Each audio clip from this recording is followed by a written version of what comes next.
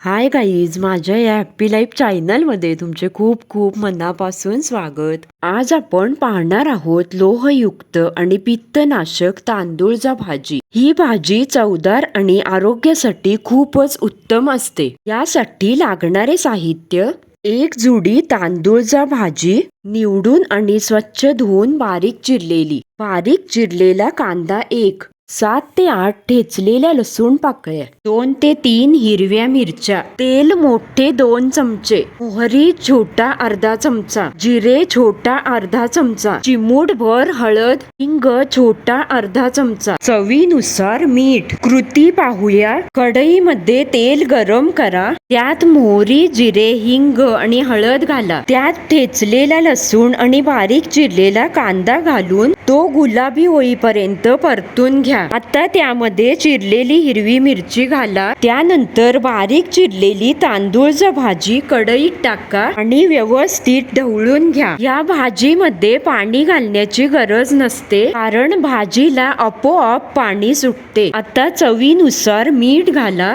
कढईवर झाकण ठेवून भाजी मंद आचेवर 5 ते 7 मिनिटे शिजू द्या. भाजी पूर्ण शिजली की गॅस बंद करा. ही गरमागरम तांदूळचा भाजी तुम्ही चपाती, भाकरी किंवा वरण भातासोबत सर्व करू शकता. चला तर मग ही पौष्टिक आणि झटपट रेसिपी करून पाहताय ना. रेसिपी आवडली तर लाईक, कमेंट, शेअर करायला विसरू नका. आणि माझ्या या चॅनल वरती नवीनच असाल तर चॅनलला नक्की सबस्क्राईब करा आणि त्यासोबतच बेल आयकॉन प्रेस करा. पुन्हा भेटूया अशा छान छान पौष्टिक आणि खमंग रेसिपी सोबत.